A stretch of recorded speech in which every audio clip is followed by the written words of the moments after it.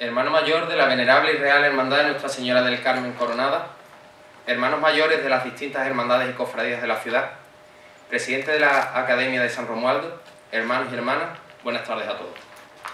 En primer lugar, deseo darle las bienvenidas y agradecerle su asistencia al acto que nos convoca en esta tarde en este salón de conferencia del Centro de Congresos Cortes de la Real Isla de León, que es la conferencia que pronunciará nuestro hermano don Pablo Pérez Díaz y Pablo Portillo.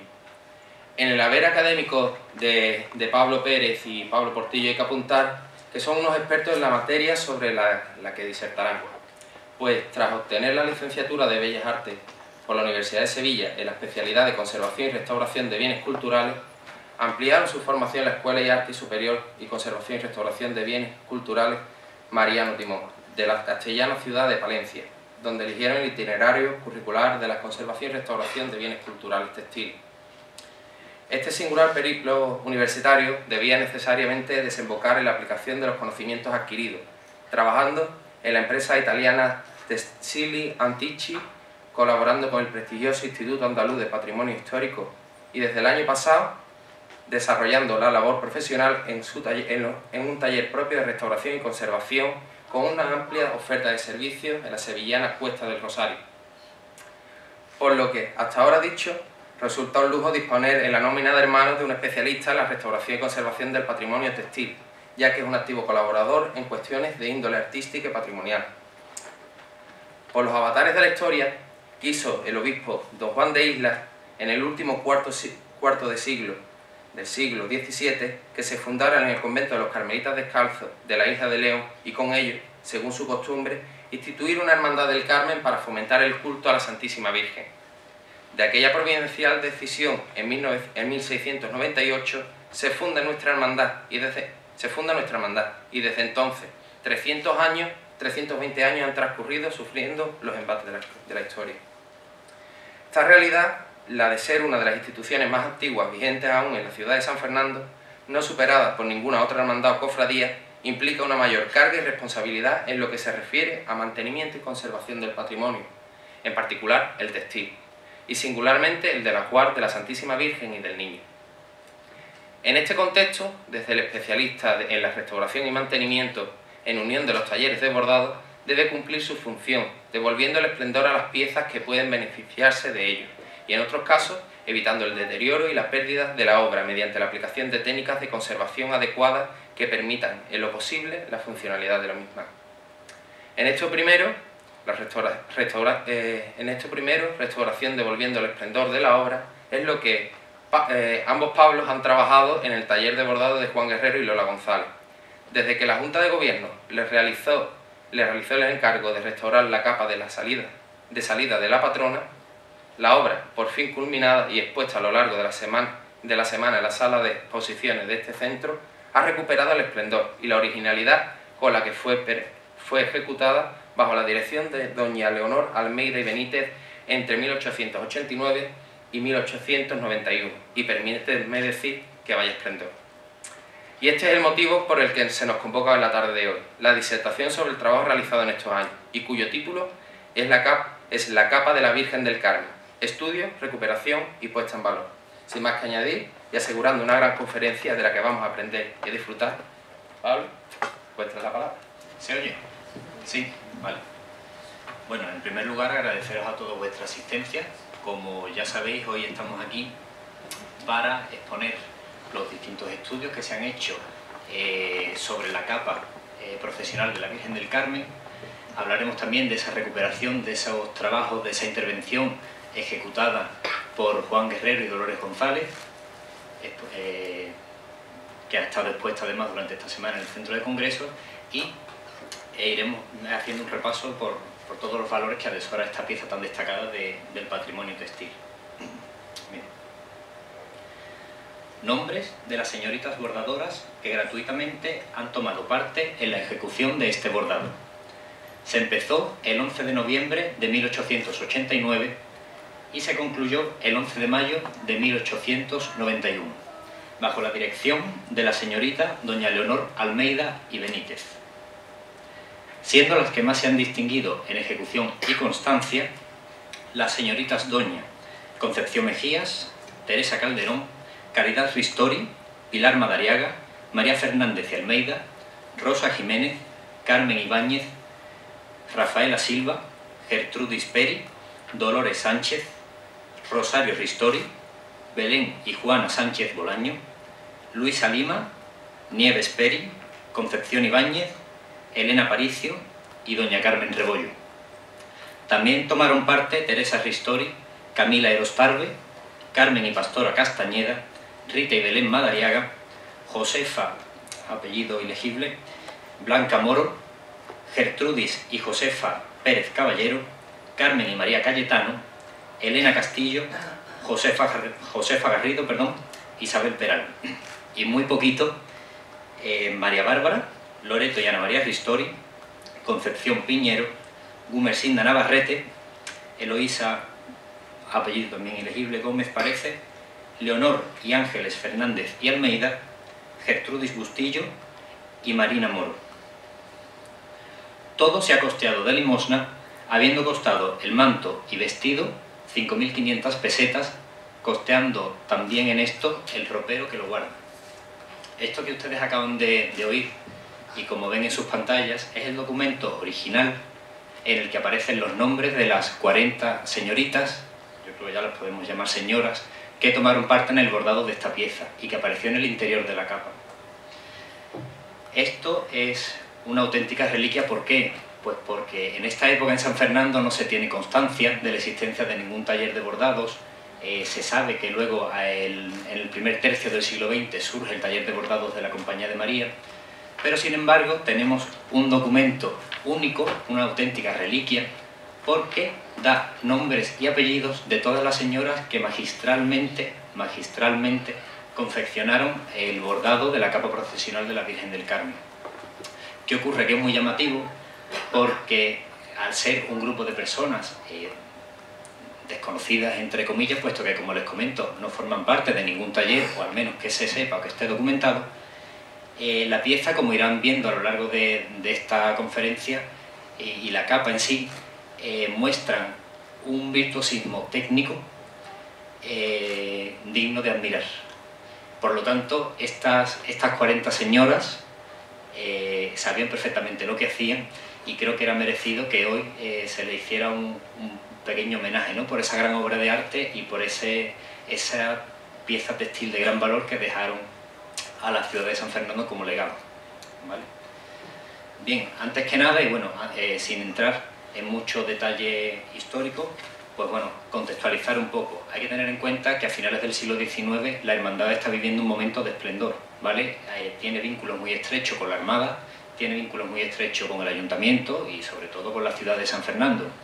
Esto se puede apreciar, por ejemplo, o se refleja en los distintos títulos que desde, por ejemplo, 1901 se le concede el patronajo sobre la Marina a la imagen de la Virgen del Carmen de nuestra ciudad. En 1902, por ejemplo, el rey Alfonso XIII le da el título de Real a la hermandad.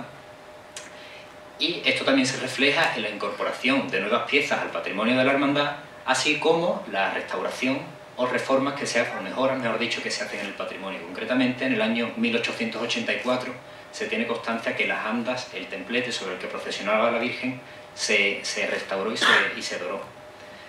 Hay que tener en cuenta precisamente eso. A finales del siglo XIX y principios del XX la Virgen procesionaba bajo templete. ¿Qué quiero decir con esto? Que se entiende que si la capa se hace en este periodo de tiempo, concretamente en 1891, tanto las dimensiones como la morfología de la misma debieron estar ajustadas a las necesidades o a la morfología concreta de esas andas. Bien, en cuanto al estudio histórico de la capa procesional de la Virgen, como ya han podido escuchar, se realizó entre los años 1889 y 1891. Los trabajos estuvieron dirigidos por doña Leonor Almeida y Benítez y el coste ascendió a un total de 5.500 pesetas, en el que se incluía la capa y el vestido, es decir, el hábito de salida. Esta pieza, la capa, se concibió sobre un tejido de tisú de plata de muy buena calidad, como veremos en un momento. La ornamentación, el estilo, se encaja dentro de lo que se conoce dentro del bordado como bordado decimonónico o romántico, muy característico de la segunda mitad del siglo XIX, como veremos más adelante. La totalidad de la ornamentación bordada está realizada con la técnica del bordado en oro a realce, y luego, muy particular también de las piezas de esta época, era el remate de la capa con una flequería, en lugar de con un encaje, que es como se suelen rematar este tipo de piezas. Aquí tienen en la imagen la Virgen luciendo esa capa procesional estrenada en 1891 y el vestido que, según ese documento, se realizó de forma contemporánea. Evidentemente el vestido, que en este caso pues está compuesto por saya y escapulario, recreando un poco ese hábito carmelita con que se debe vestir a la Virgen, sigue las líneas estilísticas, materiales y técnicas que la saya, que la capa, pero evidentemente con unas líneas mucho más sutiles y mucho más finas, teniendo en cuenta pues las dimensiones, ¿no?, de esta pieza. Bien, en cuanto al estudio estilístico, al que se ha sometido la pieza, desgraciadamente no tenemos noticia sobre la mano que realizó el diseño de esta destacada pieza. No obstante, cabe destacar que se trata de un dibujo muy estudiado, que la persona que lo dibujó sabía perfectamente lo que hacía. La composición es muy equilibrada, tiene una serie de piezas, de volúmenes combinados con los fondos que hacen que la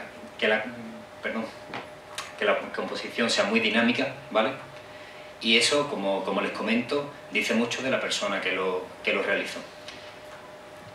Cuando comentamos que el estilo de la capa se enmarca dentro del estilo decimonónico o romántico, esto lo podemos apreciar en varios detalles. En primer lugar, por el carácter vegetal de la ornamentación.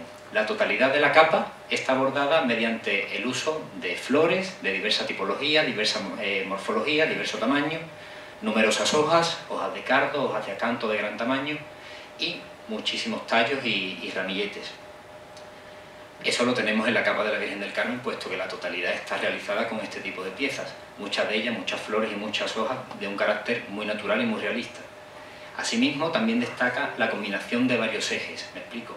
En la composición, como veremos un poco más adelante, se combinan zonas, espacios simétricos combinados con espacios asimétricos. Eso también es algo muy característico de ese tipo de bordado de estilo decimonónico. Y, por supuesto, ese dinamismo, ese movimiento de todos los elementos que lo constituyen. Una característica principal también de estas piezas: las vistas de los mantos, en este caso, como ven aquí, las dos vistas de la capa, guardan una total simetría entre sí. Las piezas del extremo derecho tienen el mismo carácter, la misma disposición, la misma morfología que las piezas del lado izquierdo. ¿Qué ocurre? Que este tipo de piezas, este tipo de capas de finales del 19, en la parte trasera no tienen nada que ver. La parte trasera, como les comentaba, combina esos ejes simétricos y asimétricos. Por ejemplo, en la primera imagen que ven, ese manto procesional, diseño de Juan Manuel Rodríguez Ojeda, que de hecho se realizó poco antes de esta capa, ese manto se bordó en 1891, se concluyó. Pueden ver cómo el pico inferior del manto combina la disposición de distintas hojas de muy gran tamaño, porque si se fijan, con 4 hojas está el pico del manto totalmente cubierto. Las ramificaciones que se distribuyen por los extremos izquierdo y derecho guardan cierto paralelismo, guardan cierta simetría entre sí, pero si se fijan en el centro de la pieza hay una hoja en sentido ascendente, totalmente asimétrica, que no guarda relación con ninguna otra pieza, y es la que se encarga de desprender una serie de ramificaciones hacia lo que sería la espalda de la imagen. En la capa procesional de la Hermandad del Ecce Homo de Cádiz vemos lo mismo. En el pico inferior de la capa, en el centro justo, vemos una lazada de la que parten 3 hojas. Las dos hojas laterales guardan simetría y a raíz de estas, cubriendo todo el borde del manto, vemos que las piezas son perfectamente simétricas. Sin embargo, el tallo central asciende de forma serpenteante hacia la espalda de la imagen. Esa combinación de ejes, esa combinación de piezas con curvas y contracurvas son las que definen los bordados de estilo decimonónico. Eso es lo que ocurre en la capa procesional de la Virgen del Carmen. En este caso les traigo esta foto. Esta fotografía se tomó en el año 1951, después de que se realizara el primer pasado. Lo único que aquí la ornamentación bordada se ve mucho más clara, por lo tanto tenemos que concentrarnos en lo que queda en el interior de esa línea discontinua. Aquí, si se fijan, si trazamos una línea desde lo que sería la cabeza de la Virgen hacia el pico inferior, vemos cómo los dos extremos superiores pueden guardar cierta relación simétrica, pero todos esos elementos que coinciden con la línea amarilla, una rama va para un lado, una flor está orientada hacia el otro, la flor que está en el centro, hay muchísimos puntos de simetría. ¿Dónde está aquí el conque de esta composición? Pues concretamente en esa hoja que ven señalada en rojo. Si se fijan a partir de ahora, de esa hoja que está justo en la zona inferior central de la capa, de ella van a partir una serie de ramificaciones y de hojas dispuestas de tal forma que van a ir ascendiendo por ambos extremos hasta cubrir la totalidad de la capa, siempre buscando los dos picos exteriores. Si se fijan, hay cierta simetría. ¿Qué ocurre? Que llega a la zona central de la capa.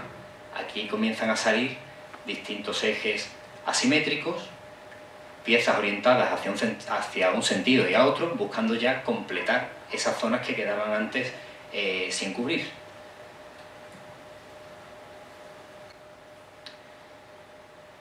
He recalcado lo de cierta simetría.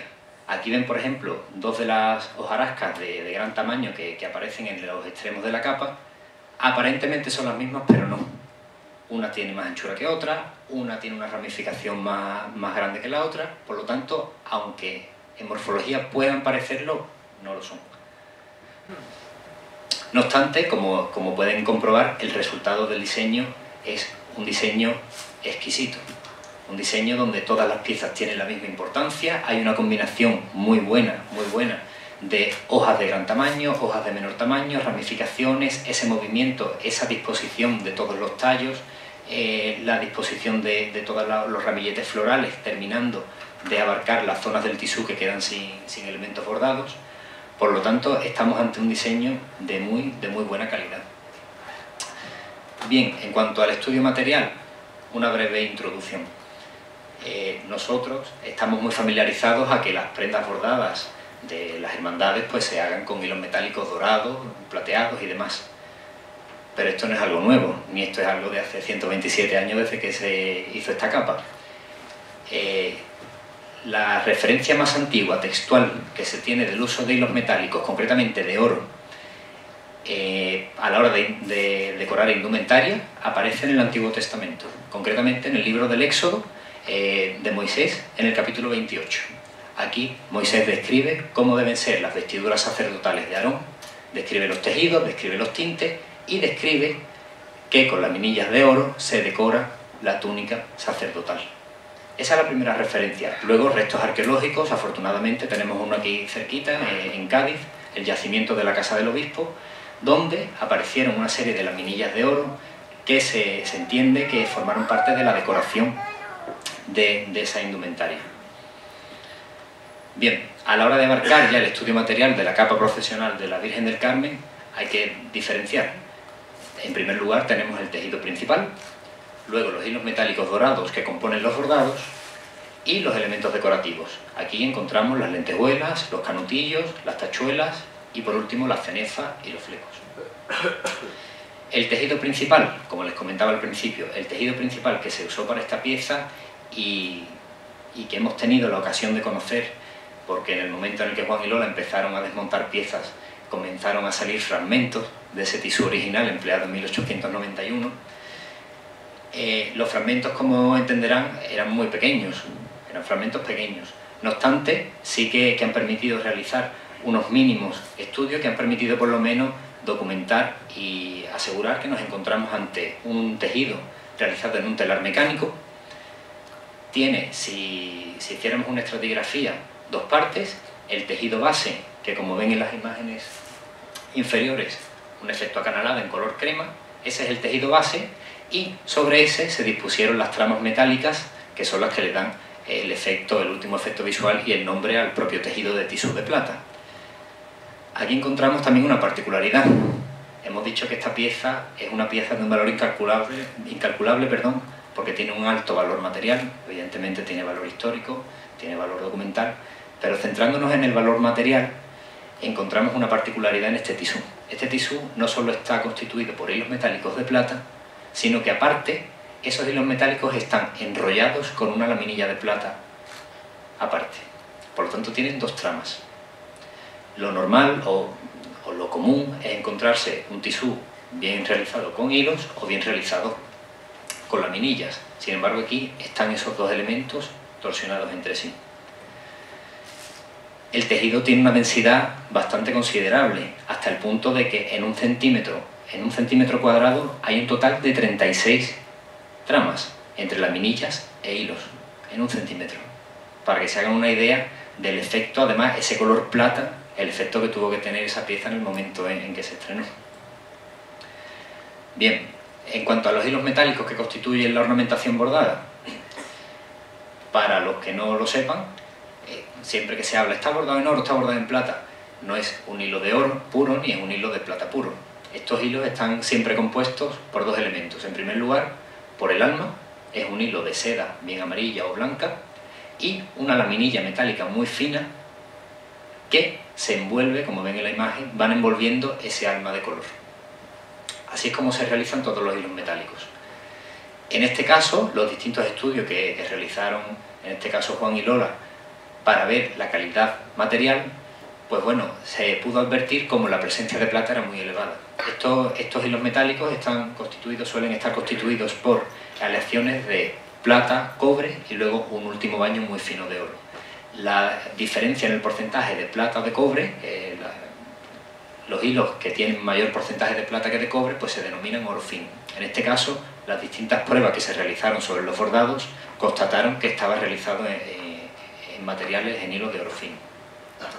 Y luego, de todos los hilos que se emplearon, pues bueno, destacar la presencia de hilos de muestras, hilos torzales, moteados y demás. Esto es un detalle. Cuando les comento que la lámina metálica que envuelve ese alma es una lámina muy fina, la media de anchura de esa lámina es de 250 micras. Eso equivale a 1/4 de milímetro, para que se hagan una idea de las características de estos materiales. Aquí ven un detalle de los distintos hilos empleados, el hilo torzal, con macrofotografías en la parte de abajo correspondiente a cada uno de esos materiales.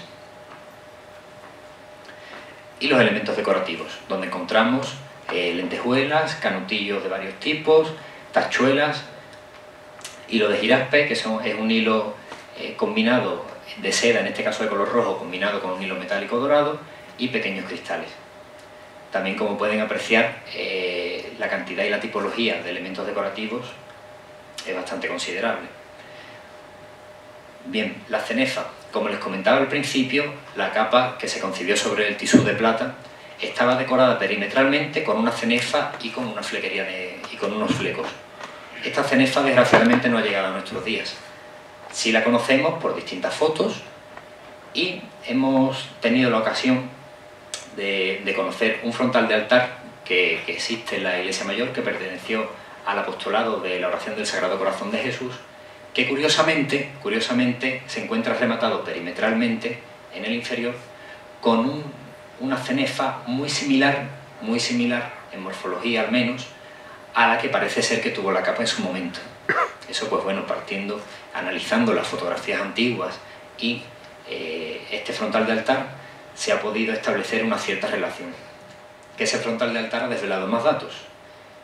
Ha establecido una cierta relación con la capa, pero también ha establecido una cierta relación con la túnica del niño. El vestido del niño, del que no se hace referencia en ningún documento, pero sí se sabe que desde el momento en el que la Virgen aparece aderezada, tanto con esta capa como con el hábito de salida, el niño aparece vestido con este traje. Muchas de las piezas de este vestido guardan relación estilística, técnica y material con ese frontal de altar, de la misma forma que el hábito también. Por lo tanto, bueno, tenemos una pieza, en este caso ese frontal de altar, de origen desconocido, porque se desconoce exactamente la cronología, se desconoce totalmente la autoría, pero sí que nos permite establecer ciertos vínculos con estas piezas que sí tenemos documentadas, como es el caso, pues, de la capa, el hábito de salida, y yo me atrevería a decir también que el vestido del niño. Luego, por último, los flecos. Hemos tenido también la fortuna de recuperar un fragmento de los flecos originales que perfilaron, que decoraron en su momento el perímetro de la capa. Y aquí terminaría lo que sería el estudio material. ¿Qué ocurre? Ahora pasamos al estudio técnico. Hay que estudiar cómo están ejecutados esos bordados. Como les comentaba al principio, la técnica empleada fue la técnica del bordado en oro a realce. Técnicamente se conoce como bordado en oro tendido con preparación en basto. ¿Por qué? Muy sencillo. Ustedes saben que para realizar una pieza bordada se suele partir de una pieza de fieltro con la forma de la hoja determinada o de la flor determinada que se vaya a hacer. Esa pieza de fieltro se va recubriendo de extremo a extremo con el hilo metálico. Por lo tanto, el hilo metálico se tiende sobre esa hoja de fieltro, nunca atraviesa el tejido. De ahí que se denomine como oro tendido, bordado en oro tendido. Claro, nosotros tendemos el hilo metálico, pero hay que sujetarlo de alguna forma. Para eso se cuenta con un hilo auxiliar, normalmente amarillo o blanco, dependiendo de si es oro o plata, y dependiendo de la combinación que se haga a la hora de sujetar ese hilo metálico, son esos efectos que ustedes pueden ver en esa fotografía. Dependiendo de cómo se vayan combinando esas puntadas con el hilo auxiliar, se aportará a la pieza un efecto u otro. En el caso de la capa procesional, aparte de encontrar este tipo de piezas, encontramos otras con un soporte de relleno de cartulina, un soporte rígido. Y aquí me gustaría que prestaran bastante atención. Si se fijan, estos distintos efectos están ejecutados de una forma perfecta. Me refiero, no se ve un punto más fuera de lugar que otro, no se ve uno más pequeño que otro, se ve todo equidistante y se ve todo perfectamente recto. Esto tiene una explicación.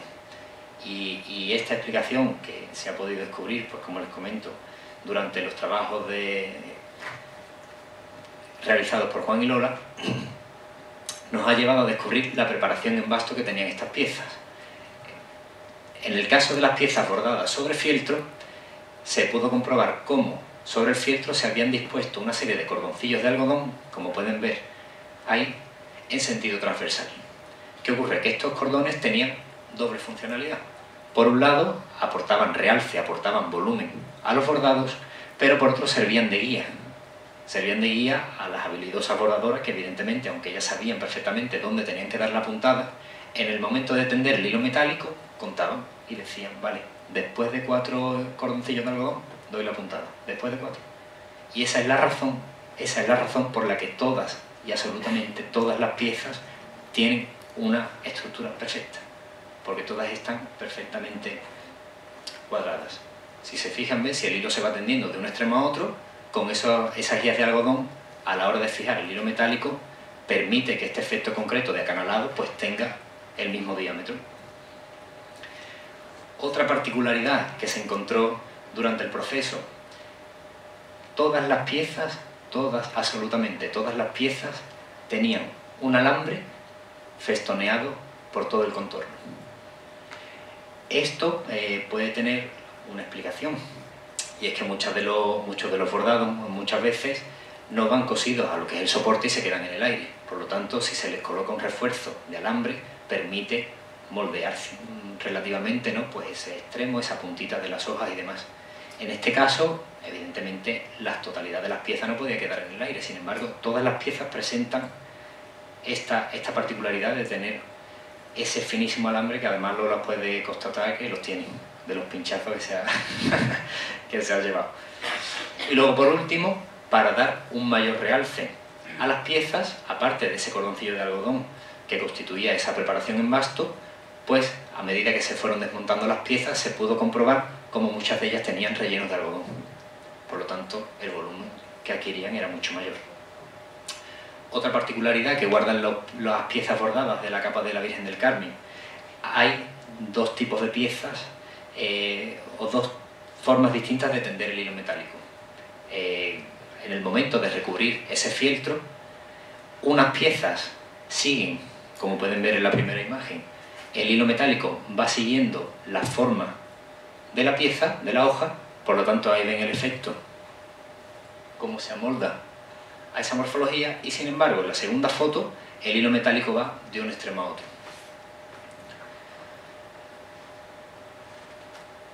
Tenemos materiales de primera clase. Hemos visto que que la preparación y toda esa preparación previa al bordado de las piezas estaba más que estudiada y ejecutada con una perfección que sorprende.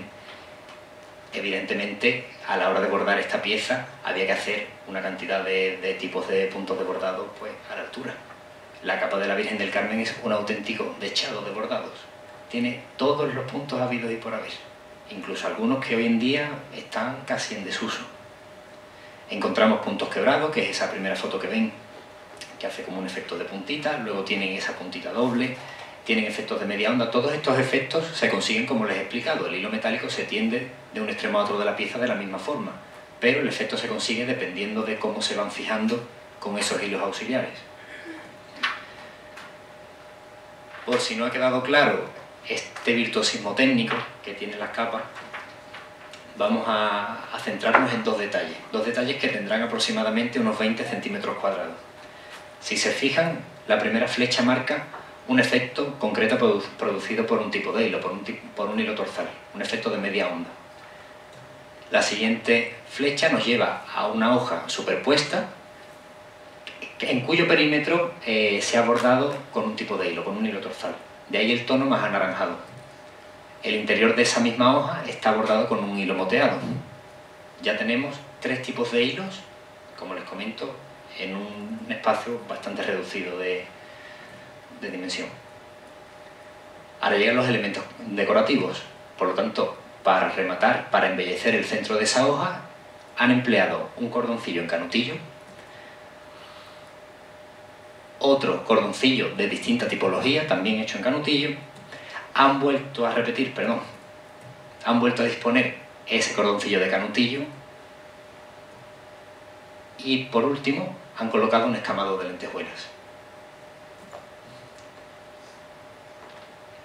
En la fotografía inferior, lo mismo. Tenemos las hojas bordadas con un tipo de hilo y con un tipo de efecto concreto. Y si nos vamos a la zona central de esa misma hoja, tenemos la presencia de lentejuelas, escamados de lentejuelas y presencia de canutillos, de cordón de canutillo, perdón. Otro tipo de escamados de lentejuelas en el centro de la pieza, combinado con canutillos. Otro tipo de canutillo, en este caso canutillos brillos, los otros son mate. Aquí lo mismo, combinación de técnicas, la presencia de elementos de canutillo muy finos, junto a una pieza realizada con un soporte de cartulina, y otra pieza donde apreciamos, si se fijan en el centro de cada uno de los pétalos, ven que ese hilo que se acaba de marcar tiene una tonalidad más oscura con respecto al hilo de al lado. Por lo tanto, están empleando ya dos tipos de hilos, uno brillo y uno mate, para dar un efecto totalmente distinto. Ahora nos vamos al centro y tenemos una cartulina, unas piezas de cartulina. Nos vamos al extremo de las hojas y están perfiladas con canutillos y con lentejuelas. Nos vamos al centro y vemos cómo dentro de esas franjas han colocado unos cordoncillos embelleciendo y ocultando esas puntadas que servían para fijar el hilo metálico. Encontramos filas de lentejuelas. Encontramos otro tipo de lentejuelas de menor tamaño combinadas con cordones de canutillo. Y para rematar, el centro de cada una de las piezas hecha en cartulina con otro cordoncillo de canutillo. Por lo tanto, están viendo que en piezas de unas dimensiones bastante reducidas hay una combinación de técnicas exquisita, hay una combinación material bastante considerable y, por lo tanto, son un fiel reflejo de la elevada calidad técnica y material de esta pieza. Esto es uno de los motivos por lo que la capa procesional de la Virgen del Carmen es una de las piezas de mayor valor artístico que tenemos en la ciudad, porque no solo está realizada con materiales de primera clase, sino que la forma de combinar materiales, la forma de combinar técnicas, le dan por supuesto un valor añadido.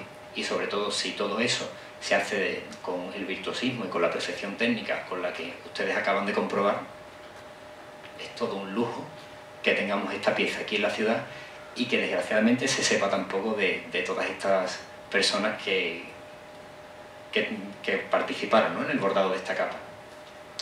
Bien, vistos los estudios, queda estudiar las intervenciones anteriores. Hay que tener en cuenta que estamos hablando de obras de arte. la misma forma que un murillo, de la misma forma que una escultura, aunque esto sea un bordado y aunque esto sea una capa de una virgen, tenga carácter religioso, no deja de ser una obra de arte. Y siempre, siempre las obras de arte han estado al servicio del pueblo. Por lo tanto, han estado sujetas a sufrir modificaciones, a sufrir los gustos del momento, modas, etc. Eso ha pasado en todos los ámbitos, en la pintura, en la escultura, en los tejidos, en todo. En este ejemplo, por ejemplo, para la redundancia, con la Virgen del Castillo de Lebrija, una imagen tallada totalmente en madera, con la ropa tallada, con todo, datada entre el último tercio del siglo XIV y principio del siglo XV, cuando llegó la época de vestir a las imágenes, hubo que devastarlas. Por lo tanto, el niño se fue, se devastó completamente, como pueden apreciar, la imagen inferior, precisamente para poder adaptarla, precisamente para poder vestirla, con la corona, con la saya, con el manto, siguiendo el gusto de la época, ¿vale? Eso lo podemos trasladar un poco a la capa procesional de la Virgen. ¿Por qué? Pues en primer lugar, porque la capa tiene carácter ornamental. La capa, si ya la Virgen de por sí está sujeta a sufrir modificaciones por modas y demás, la capa, que es un elemento, diríamos, secundario, puesto que su función es embellecer a la Virgen, está sujeta a gustos del momento, a una moda, a que haya que cambiar las dimensiones del paso y por lo tanto la capa haya que ampliarla, como veremos aquí concretamente. Eso por un lado. Luego hay que tener en cuenta la funcionalidad que tiene la pieza y los daños que derivan de esta. Los pliegues, los elementos que se usan para fijar la capa a la Virgen, todo eso con el paso del tiempo va provocando una serie de daños que van debilitando la pieza. Y por último, como es lógico también, la degradación natural de los materiales. Los tejidos son los materiales, o sea, son las piezas más susceptibles a degradarse. Por lo tanto, si no se tiene muchísimo cuidado, pues con mucha facilidad se deterioran, ¿no? Bien, a lo largo del siglo XX la capa sufrió, o la capa fue sometida a un total de 3 intervenciones que se sepan. La primera se realizó en el año 1950, año previo a la coronación canónica, y esta intervención concretamente se realizó en el taller de Santa Isabel de Sevilla, del convento de Santa Isabel. ¿En qué consistió esta intervención? Principalmente en el pasado de los bordados a un nuevo tejido. ¿Vale?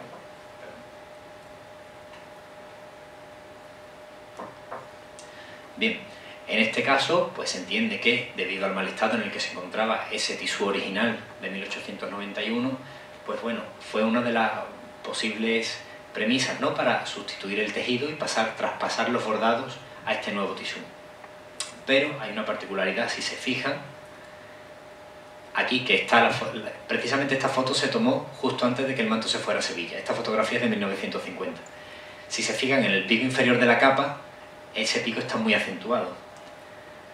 Justo después de la intervención, la capa tiene una mayor anchura, la capa se amplió, la capa sufrió una ampliación dimensional. Se entiende que ya también en este momento la Virgen no procesionaba en el templete, procesionaba en el paso sobre el que procesiona hoy en día la pastora, por lo tanto necesitaba una mayor anchura para la zona del pico.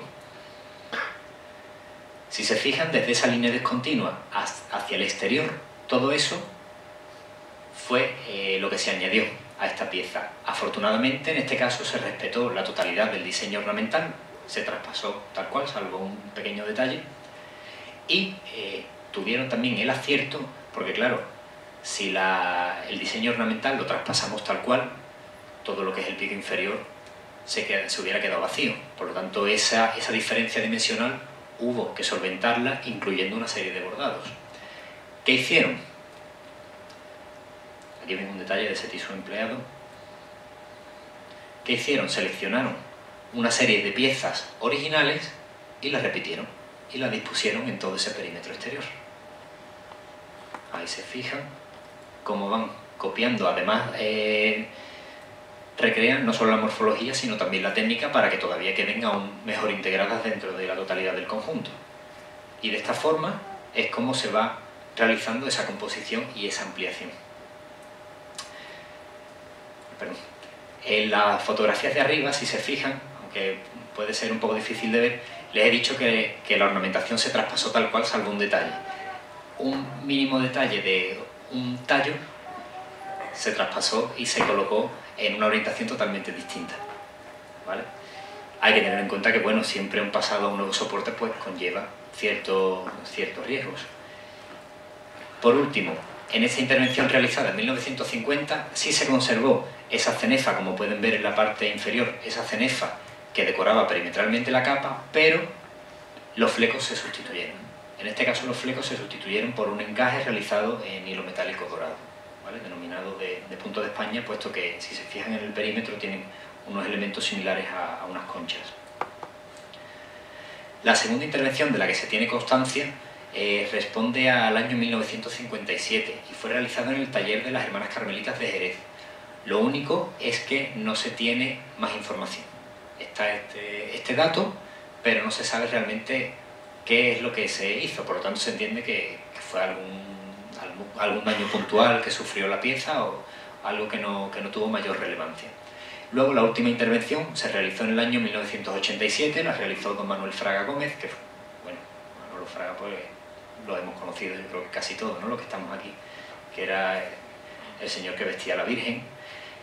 Y bueno, en este caso, en esta intervención se vuelven a pasar los bordados a un nuevo soporte, con la diferencia de que, por motivos que se desconocen, no se mantiene ese diseño ornamental que se concibió primitivamente. Desconocemos si las dimensiones de la capa se ampliaron mucho o no, ligeramente variaron, pero ¿qué ocurrió? Que claro, si tenemos unas dimensiones ligeramente superiores a las anteriores y los distintos bordados no se disponen según el diseño original, el resultado es que la ornamentación queda totalmente descontextualizada. La ornamentación quedó muy desvirtuada, como pueden apreciar. La lectura no tiene nada que ver en la segunda fotografía que en la primera, puesto que bueno, ya el sentido, todo ese movimiento, todo ese dinamismo de los tallos y de las hojas del que le hablaba al principio, aquí se rompe, porque no se tiene en cuenta, se van disponiendo las piezas, pues bueno, entiendo que siguiendo un carácter más bien personal, y por lo tanto, pues bueno, eso ocasiona no un daño, puesto que esto no ponía en peligro la integridad de la pieza, por supuesto, pero sí que evitaba la correcta lectura o impedía la correcta lectura del conjunto, de lo que es la ornamentación bordada. Bien, como les comento, esta intervención consistió en el pasado de los bordados, tiene un detalle del fragmento de tisú de 1950, en este caso el tejido que se emplea en 1987 no es un tisú de plata, es un tisú que tiene un cierto aspecto dorado, por lo tanto eso también hizo que variara mucho la apariencia de la capa, por supuesto. Sé que no se ve muy bien, pero bueno, en la imagen inferior izquierda pues pueden apreciar un detalle de esa vista general de la capa, en la que ese tisú de plata ya tomado por el tiempo hace que los bordados se integren mucho y no destaquen, pero sin embargo en la vista de la capa tras la intervención de 1987, teniendo en cuenta ese tisú con ese reflejo dorado, pues evidentemente hace que los bordados destaquen mucho más, ¿no?, en este caso. En este caso también se sustituye ese encaje que se colocó en el año 1950 y también, ¿no?, en el que se hallaba. Sí que se vuelve a colocar un encaje perimetral y luego se realiza un motivo decorativo embelleciendo pues lo que sería el perímetro de la capa. Un último detalle. Claro, hemos visto que la ornamentación quedó muy descontextualizada. ¿Eso a qué dio lugar? A que entre los distintos bordados quedasen muchas lagunas, quedasen muchas zonas del tisú sin hojas, sin flores y sin nada. ¿Qué se realizó para cubrir esa zona? Pues se realizaron una serie de ramilletes, de caracolillos, con el fin de completar y de abarcar la totalidad de la pieza. ¿Qué pasa? Que claro, estos elementos no guardan relación no solo con esta capa, sino con el estilo en general de ese tipo de bordado decimonónico. Por lo tanto, nos encontramos otro elemento que nos concuerda un poco, ¿no?, con lo que sería ese estilo con el que se concibió primitivamente la pieza. Y bueno, aquí ya pasamos un poco a detallar la intervención a la que ha sido sometida la pieza desde octubre del 2013 y bueno, pues hasta principios del año 2018 por parte de Juan Guerrero y Dolores González. Y le cedo la palabra a Pablo. Buenas tardes. Yo voy a ser breve porque creo que para hablar de la intervención tenemos aquí a Juan y Lola, que ellos pueden explicar muchísimo mejor lo que se ha hecho. Sí que bueno, empezar por justificar un poco el porqué del pasado de la capa. Nosotros como conservadores y restauradores de textil no optamos siempre por un pasado, pero sí que se puede justificar. ¿Por qué? Por el deficiente estado de conservación que presentaba, debido tanto a la degradación natural de los materiales de hilo metálico, la oxidación que tenía, así como de la funcionalidad de la pieza, que de tanto de servir de vestir a la Virgen, pues se pueden quebrar piezas, saltan hilos, se pierden elementos. Y luego también se justifica sobre todo por lo desvirtuado que estaba el diseño primitivo. Es decir, la capa, tal y como se conocía hasta octubre del 2013, no tiene nada que ver con la que hemos visto en 1891. Por tanto, esta intervención se ha basado en la recuperación del diseño original, la conservación de piezas originales en la medida de lo posible y en la búsqueda, sobre todo, de esa apariencia que tuvo en origen. El cómo sería la capa de la Virgen del Carmen cuando se hizo. Lo primero fue valorar y cuantificar los bordados, valorar su estado de conservación, ver dónde estaban situados, ver los que se podrían aprovechar, los que no, los que estaban demasiado picados, para así poder hacer una idea un poco de la recomposición del diseño y de las piezas que habría que hacer nuevamente. El estado de conservación de las piezas pues estaban bastante oscurecidas, tanto por la suciedad que tenían del paso del tiempo y la oxidación del hilo metálico. Esto en todas las piezas bordadas es muy común. El hilo metálico, con la presencia de plata, se oxida, se ennegrece y por lo tanto toman esa tonalidad grisácea. Asimismo, y como se ha comentado, por el hecho de vestir a la Virgen, de la funcionalidad que poseen, pues muchas de las piezas se quiebran, sobre todo las de cartulina, que tienen ese soporte rígido que antes ha comentado Pablo, se quiebran, lo que hace que salten los hilos y que se vayan perdiendo progresivamente. Como vemos aquí en la primera imagen, eso es una pieza de cartulina en la que ha estallado, como se suele decir, la cartulina, se ha roto y entonces ha hecho que se pierdan hilos metálicos. El estado de conservación de esta pieza hace que se tenga que realizar se tenga que realizar de nuevo, porque el subsanar esta pieza pues sería casi inviable. Luego también poseía diversas manchas, posiblemente producidas por una limpieza un poco agresiva, un poco ortodoxa, y entonces lo que hace es que se manche el tejido principal. Como vemos aquí, por supuesto, la desvirtuación del diseño original. Pablo es que lo ha dicho prácticamente todo. Esto no tiene absolutamente nada que ver. Los caracolillos en el diseño original, en la fotografía del diseño original, no existían.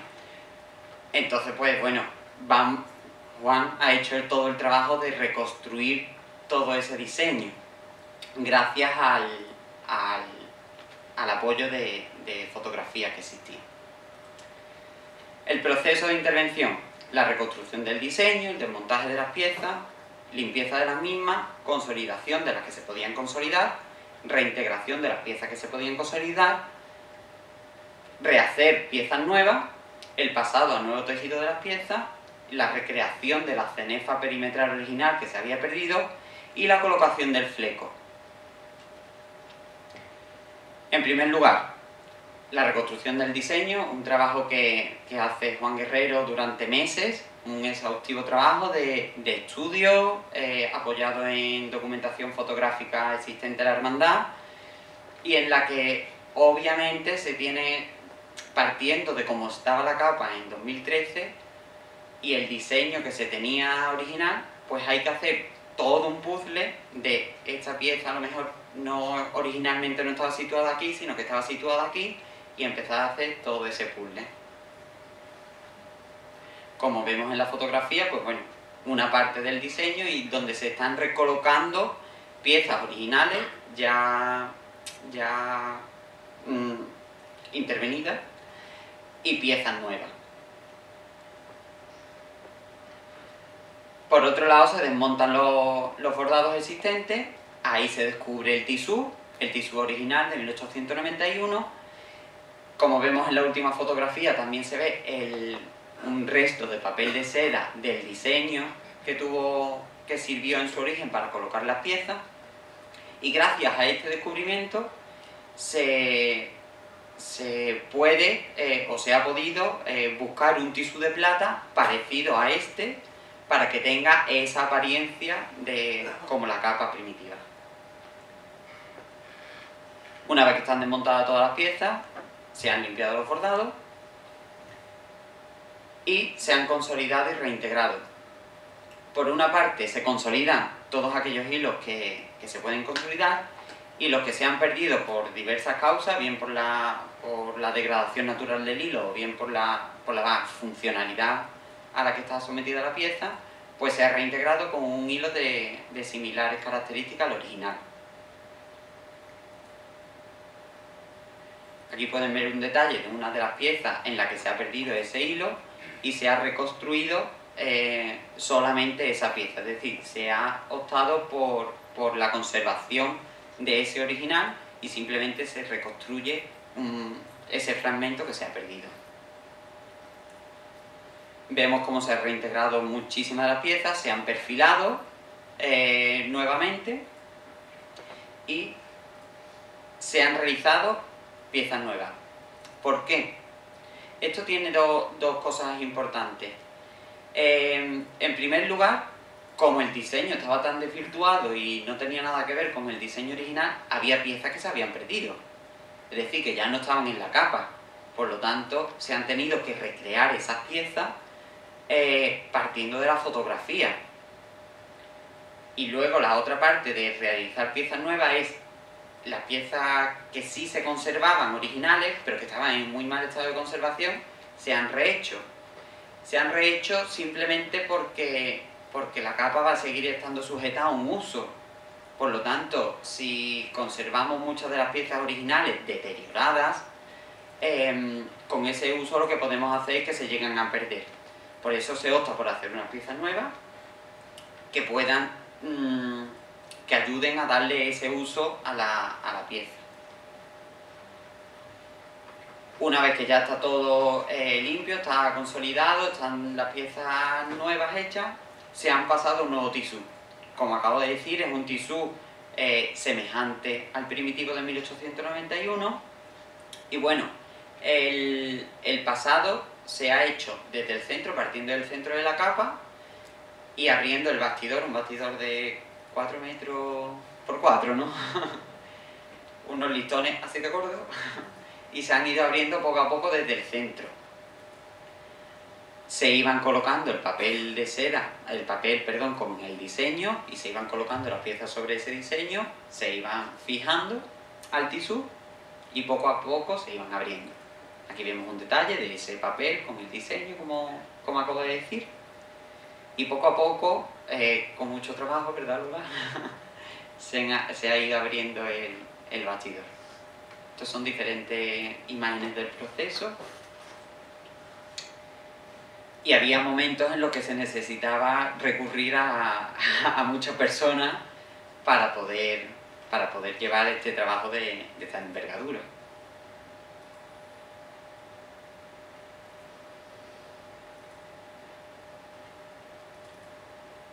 Me quedo callado porque es admirable, vamos. Y las imágenes hablan por sí solas.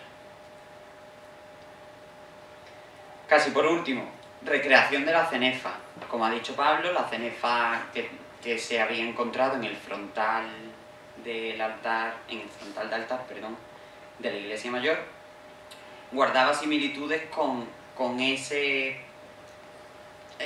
cenefa que parecía que tenía la capa en origen. Entonces se ha creído conveniente reconstruir, por lo menos de forma visual, toda esa cenefa, de manera que se recree la apariencia original. Y por último, la colocación del nuevo fleco. Es un fleco que ha hecho Sergio Guzmán en Sevilla, simulando o siguiendo, recreando el fleco original que había, que se ha visto ante un fragmento. Estos son algunos detalles.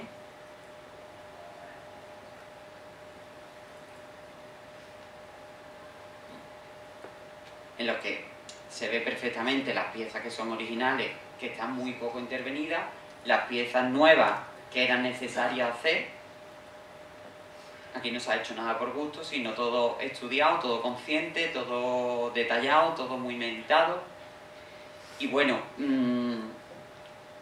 sí me gustaría recalcar que aunque yo no sea de San Fernando, de la isla, creo que os debéis sentir muy, muy, muy orgullosos del patrimonio que tenéis, de esta capa que es espectacular, que piezas así pocas veces hemos podido ver, y del trabajo tan enorme que han hecho Juan y Lola, gracias a la hermandad.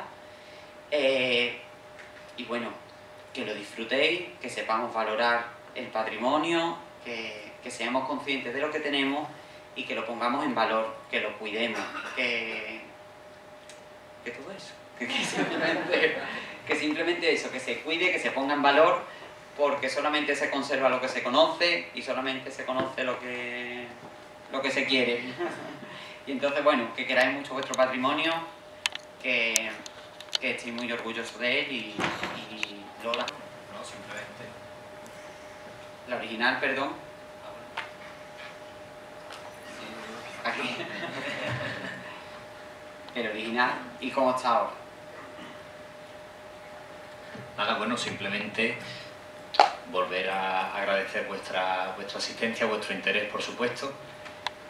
Y bueno, agradecer, por supuesto, a la Hermandad del Carmen, a la Junta de Gobierno, por haber tomado la decisión en su momento de haber realizado este trabajo, que se imaginaba complejo.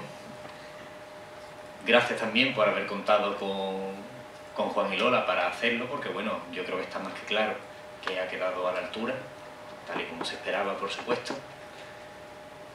Gracias en parte, por supuesto, a nosotros por habernos permitido hacer todos estos estudios que les hemos ido explicando. ¿Por qué? Porque muchas veces estas piezas, no, es el manto de la Virgen, no, este es el mantito.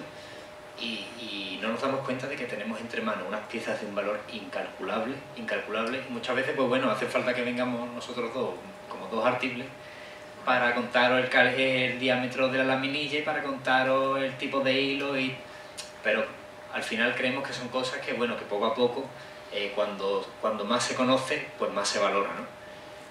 Y bueno, evidentemente detrás de todo esto hay muchísimas personas, puesto que, bueno, como habéis visto en las imágenes, cuando había que abrir el bastidor, pues bueno, siempre hacían falta manos, ¿no?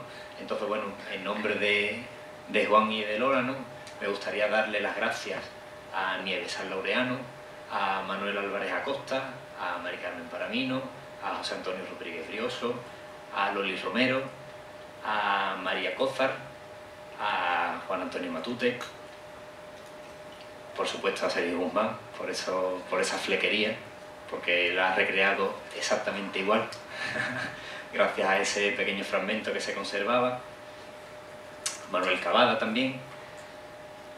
Yo personalmente me vais a permitir que le dé las gracias a las personas que también han colaborado activamente con esa exposición que precisamente hoy termina, que ha estado toda esta semana aquí en el Centro de Congreso expuesta, que le dé las gracias a Miguelo por la maquetación del tríptico y del catálogo, que le da una vara tremenda, lo mismo a Juanjo por los carteles, a Manuel Utrera, a Mari Carmen por el interés, a Óscar Añino por la realización del soporte en el que está la capa, que la verdad que es un soporte estupendo y muy bien trabajado. Y si me dejo a alguien me vaya a perdonar, pero es que se me ha... Y bueno,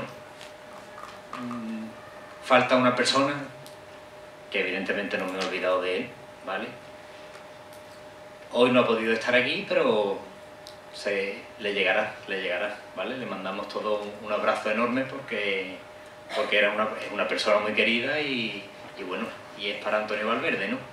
Por lo tanto, ya que él no puede estar aquí hoy con nosotros, pues tiene esta fotografía para que no tenga duda de que lo tenemos presente, ¿vale? Y con esto, pues, eso, daros las gracias por vuestra asistencia, por vuestro interés. Y por supuesto, pues gracias Juan y Lola por haber hecho este trabajo y haber devuelto el esplendor a la capa profesional de la Virgen del Carmen. Así que muchas gracias, ya os cedo la palabra.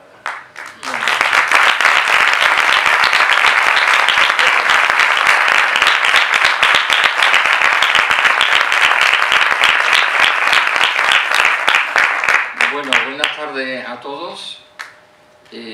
Agradecer vuestra presencia, señor presidente de la Academia de San Romualdo, hermanos mayores, autoridades tenemos, y al pueblo, a la isla. Y como no, a la pareja, que ya ha comentado Pablo, Sergio Guzmán, que le ha dado, parece que no, pero mucha vida a la capa manto. Le ha dado mucha vida con esos flecos. ¿Qué decir? Pues la hermandad realmente siempre está para lo que está, para los cultos a Nuestra Señora. Eso es lo primero. Pero luego está para conservar lo que ella luce, con lo que se procesiona y con todo lo demás. Bien lo ha dicho Pablo antes. Es un patrimonio de la hermandad, de la comunidad de padres carmelitas, pero yo me quedo que es un patrimonio de la isla, que no lo tenemos que olvidar. Ese patrimonio, la hermandad siempre lo ha tenido muy presente. Decía el otro día en la inauguración que no solamente tenemos que pensar en la candelería, en el paso, sino que también hay que pensar en todo lo demás, en este caso lo textil. La Junta de Gobierno actual eso lo ha tenido siempre muy presente. Y el tema este que nos ha tratado hoy y que por fin, quizás el día 16, lo va a lucir nuestra Santísima Virgen del Carmen, se ha terminado. Y se ha terminado, y yo le llamo, entre comillas, una verdadera joya. Para nosotros es una verdadera joya. Lógicamente tenéis que pensar que la Junta de Gobierno delibera, se trabaja el tema, cómo, de qué manera, cómo podemos realizar esto, cómo lo podemos llevar a cabo. Bueno, ahí está. Pensamos en la pareja que ya y que sabéis todo. ¿Quién lo va a realizar? Pues bueno, se votó que Juan y Lola. A todos, o a casi toda la Junta, le consta el trabajo realizado. Y sinceramente, Pablo ha dicho lo que ha dicho. Yo os dije, Lola, te dije el otro día una cosa, te la vuelvo a repetir, y a Juan. Sentiros orgullosos. Sentiros orgullosos. Y lo primero que os digo, que antes que terminéis, porque al manto le queda una cosita, y me la voy a guardar. No es nada de otro mundo, pero antes que terminéis, lo mismo que hicieron estas señoras, de meter ese pergamino ahí dentro, esas señoras que muchos de nosotros son apellidos muy conocidos de la isla, muy conocidos, hacen lo mismo, un pequeño pergamino donde vayan vuestros nombres para el futuro, ¿vale? Eso que no se olvide. Pues sí, Juan, muchas gracias, de verdad.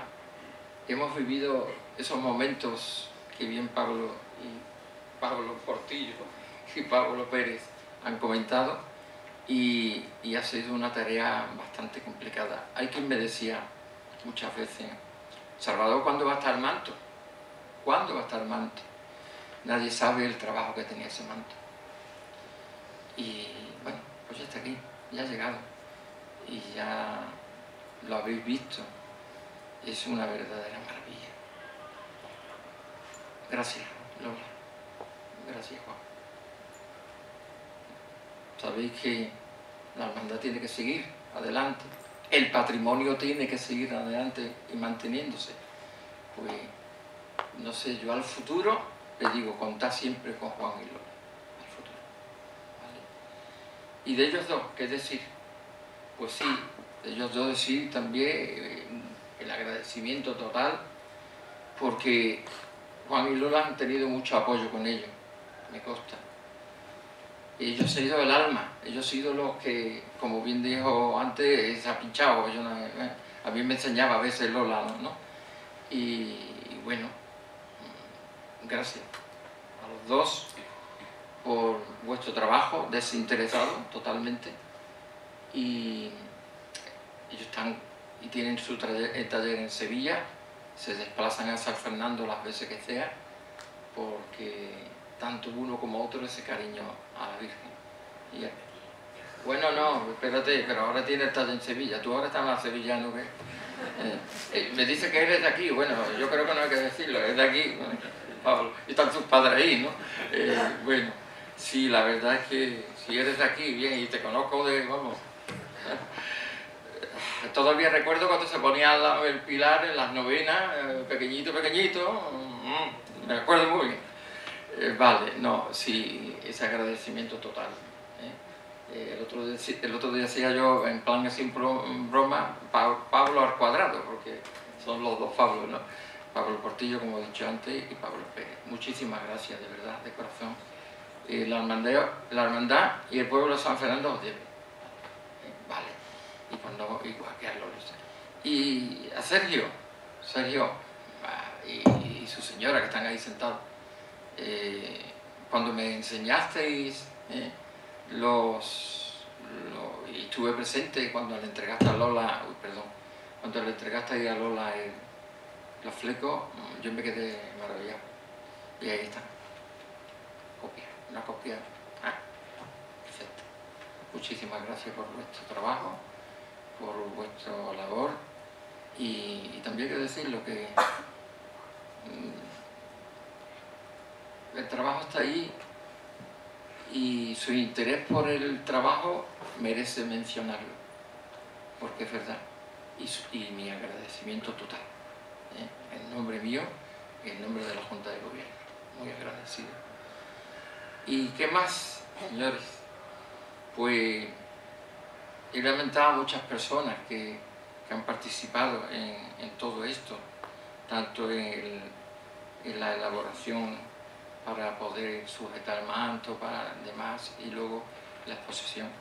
A todas esas personas agradecerles de verdad su apoyo, su trabajo, su constancia, que es verdad, se necesita perder horas y horas con esto, ¿no?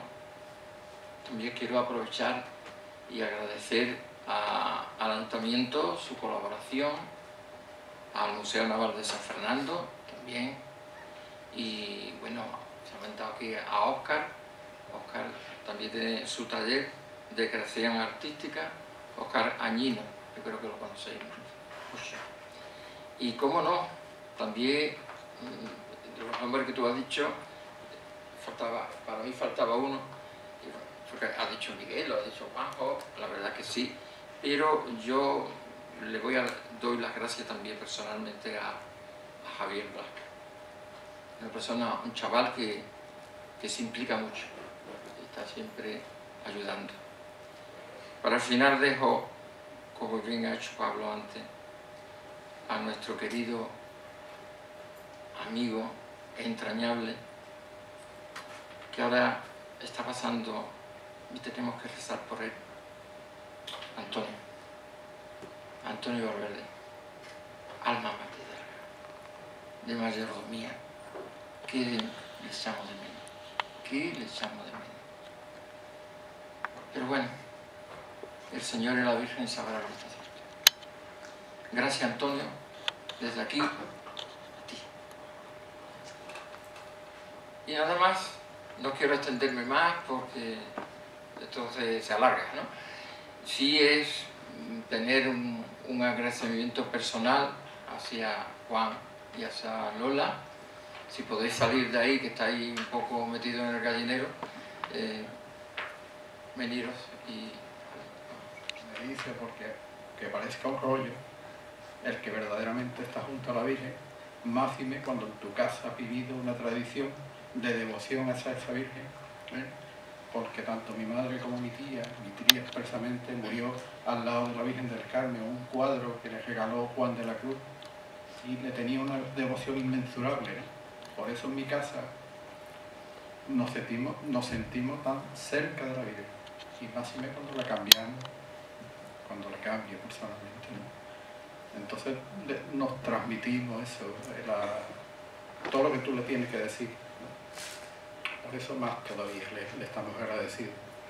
Y también personalmente a los dos Pablos, a Pablo Portillo y a Pablo Pérez, que han sido el alma mater de tantos estudios, tantas obras, tantos mimos como han tratado esta obra de arte de la isla. También un equipo de personas que nos han estado ayudando, este que está ahí, ese es en mis manos, ha sido en mis manos, ¿entiendes? Por eso, tanto a Juan Matute, a Mari Carmen, Jorge Antonio, a Mari, la de Medina, que yo le digo que es la que ha cosido el forro, ha sido un equipo de personas que nos han ayudado para darle valor a la pieza que hoy tenemos en nuestra imagen. Nada más que os quiero decir de que hemos contribuido con nuestro pequeño granito a mantener una obra de arte de nuestro patrimonio artístico de la isla, y más sobre todo siendo de la Virgen del Carmen. ¿Por qué? Porque hace ya unos años intervenimos el hábito procesional de ella y hoy completamos su juego con la capa de ella, ¿no? Por eso que la disfrutéis en cuanto a vuestra visión, en cuanto a vuestra devoción a la Virgen. Y nada más, muchas gracias.